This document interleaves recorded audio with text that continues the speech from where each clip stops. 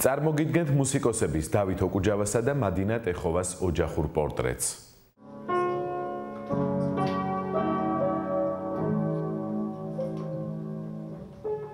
ამბობს, რომ მუსიკა მისთვის ყველაფერია და მის გარეშე ცხოვრება ვერ წარმოუდგენია. ქართული ხალხური სიმღერების შემსრულებელი და დირიჟორი სოხუმელი დავით ოკუჯავა 30 წლის წინ მუსიკამ დააკავშირა მომავალ მეუღლეს, ცხინვალელ მადინა ტეხოვას. ერთმანეთი თბილისის კონსერვატორიაში სწავლის პირველივე დღეებში გაიცნეს და მას შემდეგ ერთად მოდიან. სწავლის დაწყების დროს გავიცანეთ ერთმანეთი, ფაქტობრივად იმ დღიდან 85 წლიდან ერთად მოვდივართ. 97-ში დავქორწინდით, შემდეგ შეგვეძინა ვაჟი. კონსერვატორიის დამთავრების შემდეგ დავბრუნდით სოხუმში, დავიწყეთ იქ მუშაობა, სოხუმის სამუსიკო სასწავლებელში, პედაგოგებად.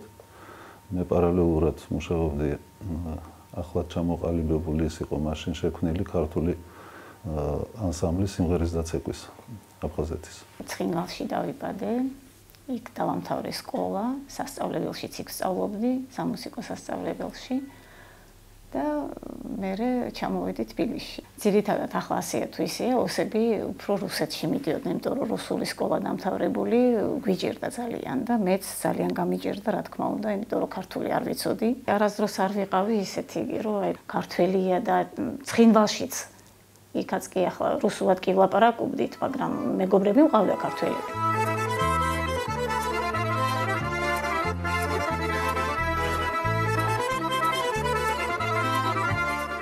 მათ შემოქმედებით საქმიანობა საფუძველი კავკასიური ფოლკლორიდან აქვს აღებული. ბატონი დავითი ხალხური სიმღერების უბადლო შემსრულებლების, ოკუჯავების ცნობილი მუსიკალური ოჯახის წარმომადგენელია. მათ გვარს უკავშირდება აფხაზეთში ქართული ფოლკლორის პოპულარიზაცია. ბაბუა იყო ძალიან ცნობილი ლოტვარი საქართველოში, ის თითქმის 30 წელზე მეტი ხელმძღვანელობდა და მუშაობდა აფხაზეთის სიმღერის დაცეკვის სახელმწიფო ანსამბლში. კიცი გეგეშკორთან ერთად და მის შემდეგ რაჟდენ გუმბა და ძალიან ცნობილი ისეთი მოღვაწეები. ყავდა 5 ვაჟი. სოხუმში ჩვენ ცნობილი ვიყავით როგორც საოჯახო ანსამბლი. უკვე მეც წამოვიზარდე, მეც მათთან ერთად და ეს 7 კაცა გამოვდიოდით, ვყეროდით ბაბუასთან, ბიძებთან და ბევრი კონცერტები და ბევრი გამოსვლები გვაქვს იქ ჩატარებული აფხაზეთში. ბევრი სტუმარი ყავდა ჩვენ ყოველთვის ოჯახში და ფაქტიურად ყოველ დღე იმართებოდა ჩვენთან, ასე ვთქვათ, ლხინიც და ლხინი სიმღერის გარეშე. თუ კი ვინმე სტუმარი ჩამოდიოდა, მე სიამაყით მინდა ვთქვა, რომ სოხუმში თუ კი ვინმე უცხო სტუმარი ჩამოდიოდა, აუცილებლად ჩვენ ოჯახში უნდა მოსულიყვნენ, იმიტომ რომ ოკუჯავების სიმღერის მოსმენა ეს რაღაც აუცილებელი იყო. ქალბატონი მადინა ცნობილი ცხინვალელი ქორეოგრაფების პეტრე ტეხოვისა და კლარა კოტაევას ქალიშვილია. იგი სიამაყით იხსენებს მშობლების წარმატებულ კარიერას, რომელიც სუხიშვილებთან ურთიერთობასაც უკავშირდება. მშობლები ძალიან კარგად ცეკვავენ, აი როგორც იცით, აი დედაჩემს ამბობდნენ, რომ ცეკვის ქალღმერთია. მამაჩემი ახაც მუშაობს. ვერ ეშვება, იმიტომ რომ აი დათოსი არ იყოს, ამით ცხოვრობს. ახლა წავს პატარა ბავშვების წრე და ასწავლის ცეკვას. მადინას მშობლები არიან საქართველოს დამსახურებული არტისტები, მოცეკვავეები არიან და ძალიან ცნობილი მოცეკვავეები იყვნენ თავის დროზე. აი ეს პერიოდი, როცა სუხიშვილები მოღვაწეობდნენ საქართველოში. არც ერთი ისეთი დიდი კონცერტი, რომელიც საქართველოს სახელით უშუალოდ გადიოდა საზღვარგარეთ, იგივე მაშინ დეკადები იმართებოდა მოსკოვში ძალიან ხშირად ჩადიოდა. აუცილებლად ოსურის სიმდის შემსრულებლად მიყავდა მადინას მშობლები. ქართულ-ოსური კონფლიქტის დროს ბატონმა დავითმა და ქალბატონმა მადინამ ახლობლებისგან განსაკუთრებული მხარდაჭერა იგრძნეს. არც გვარი შემიცვლია, თუმცა მეუბნებოდნენ, რომ საშიშია ერთი პერიოდი მართლა და იქნებ მეუღლეს გვარზე გადახვიდეო და შენი ოსური გვარი არ ჩანდესო, მაგრამ არა. არავის არ უთქვია ჩემთვის, რომ აი შენ ოსი ხარ და აქედან წათი. ერთით აი არ მაგრძნობინეს კონფლიქტის დროს, რომ აი მე ვიყავი სხვა ეროვნების. როცა ეს პირველი კონფლიქტი დაიწყო ოსებთან და ქართველებს შორის, მაშინ დედამისი ტელევიზიით გამოვიდა და ეს სიტყვები მახსოვს, რომ აი მე როგორ მოვიქცე, როცა ჩემი შვილიშვილები ქართველები არიან, ჩემი სიძე ქართველია. 93-დან 98 წლამდე ცხოვრობდით ჩრდილოეთ ოსეთში, ვლადიკავკაზში.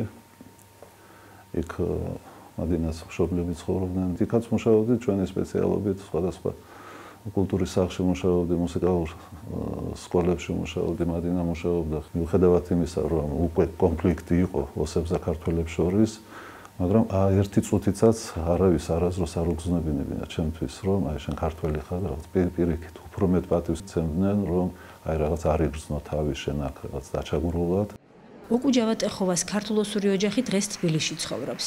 დავით ოკუჯავა სოხუმის დიმიტრი არაყიშვილის სახელობის სამუსიკო სასწავლებლის დირექტორია. პარალელურად ფოლკლორულ ანსამბლ დიოსკურიასაც ხელმძღვანელობს. დიოსკურიასა და მანამდე აფხაზეთის სიმღერისა და ცეკვის ანსამბლსაც მისი ხელმძღვანელობით არაერთხელ მოუტანია წარმატება ქვეყნის საზღვრებს გარეთაც.